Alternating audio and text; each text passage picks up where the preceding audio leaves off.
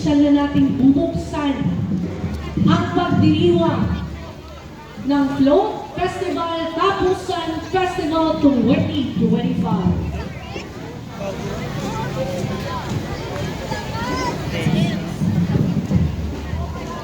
Bilang pagpapatuloy po sa pagpapakilala ng ating mga Pangulo ng Kapisanan, mula naman po sa Barangay San Jose, ang Kapisanan ng Bacolod na Kababataan, ang kanila pong Pangulo ng Kapisanan ay sina Alia Vion Loren Gonzalo at Reggie Castillo.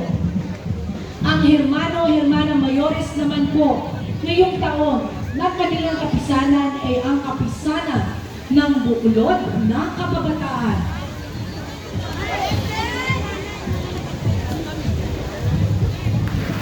Macho! Dap!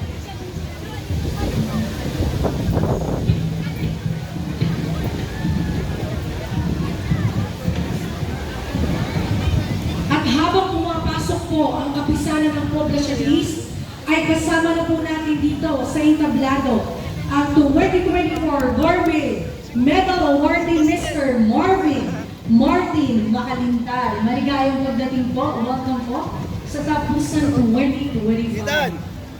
Ethan!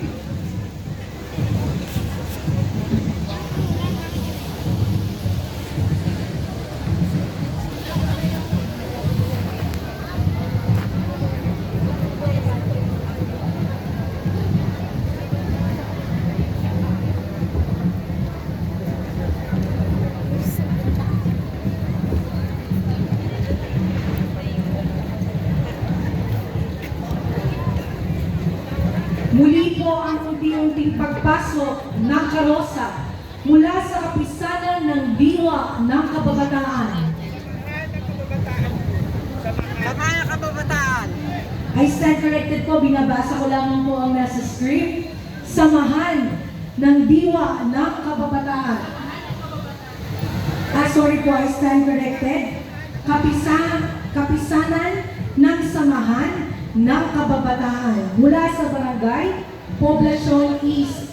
Ang Pangulo po ng kanilang kapisanan ay si Mr. Avelino Adahar Jr.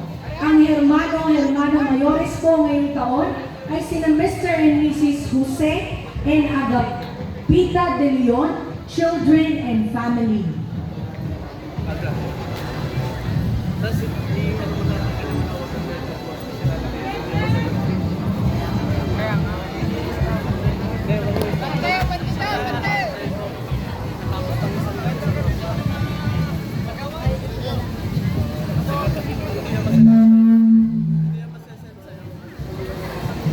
Abanti po tayo, abanti po.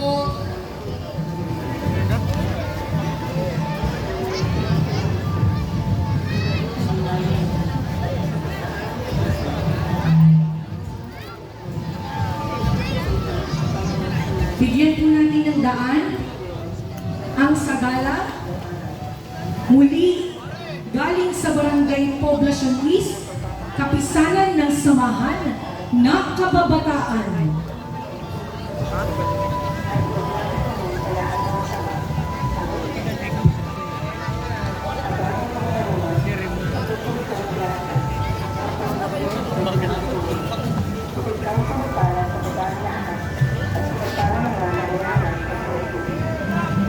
Ngayong taon po ay magsisimula opisyal ang programa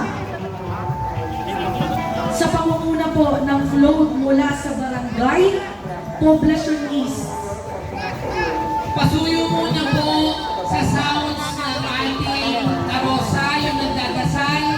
Tayo po ay mag-opening ceremony sa pamamagitan ng isang mamungad na panalangin na pangungunahan ng ating Kura Baroko.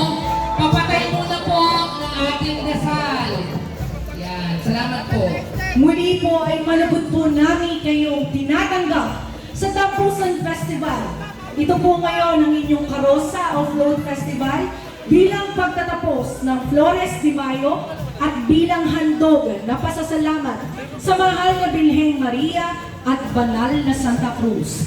At upang opisyal na buksan ang ating Tapusan 2025, ay aking pong inaanyayahan si Reverend Monsignor Eduardo Pagkaliwanggan para sa ating panalangin. Ganon din po sa musiko, patigil muna po ng dugtog para sa opening prayer.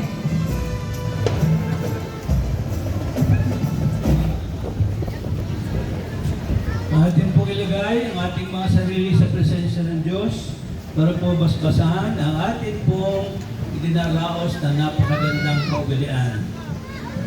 Sandali po ang katahimikan. Sa ngalan ng